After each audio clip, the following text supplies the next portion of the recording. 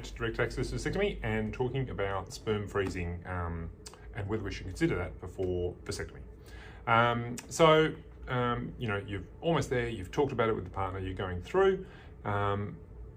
Would you consider sperm freezing, just to give you those options down the track? If there was a change of heart, if something did happen to the relationship, we met something new, or, you know, worst case, possible case scenario, a child died, you know, would you actually consider it? And sperm freezing definitely keeps your options open in the easiest way compared to vasectomy reversal or the larger sort of and more expensive IVF procedures as well.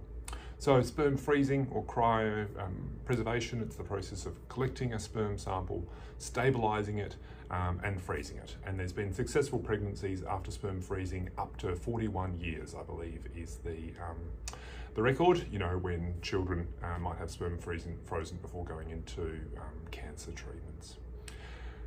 Why should you consider it? It's, you know, giving you that best option about a pregnancy if we did change our mind. It's the simplest technical sort of option there as well. And you might think about it if you're in a new relationship, you've had significant life event recently, separation, loss of a child, major health diagnosis yourself, and that might be sort of influencing your decision there as well. And there might be some disagreement between you and partner about the vasectomy. Now, you know, you're welcome to make your own decision about these things, but if there's any incongruence between the two decisions, you know, that could be appropriate. Now, sperm freezing doesn't guarantee fertility, but it does give it the best chance. Of course, there can be technical problems with the freezing. There can be problems with the partner's fertility themselves, because often these might be second or third relationships, so everybody's a bit older, and so the female partner's fertility becomes really important here as well. And then technical issues down the track. Now, of course, technology is developing all the time, and so you know, down the track, you know, things are probably going to be even better than they are now. IVF using frozen sperm does have a good success rate. Again, it's dependent on partner's age, and like anything, that gets more difficult after age 35 for the female partner.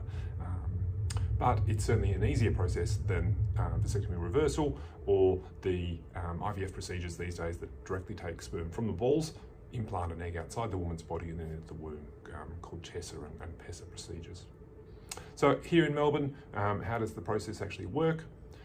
We need to organise a referral along to one of the fertility services. Interestingly, I actually just tend to use the Royal Women's Hospital, which has a fertility preservation clinic there. There's also some of the private providers like Melbourne IVF, Monash IVF, and Adora or Genea clinics. You do the initial intake paperwork. You need to produce your semen sample there at the lab.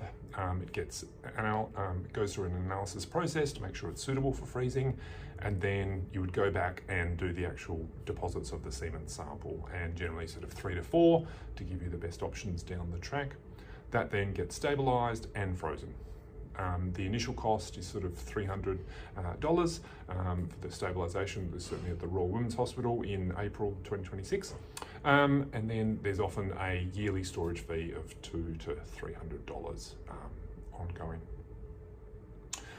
So ideally, you know, we're having that discussion with partner. We're thinking, is vasectomy the right thing for us? If it is, we're making that plan for sperm storage. Ideally, we want to be doing this well before the vasectomy.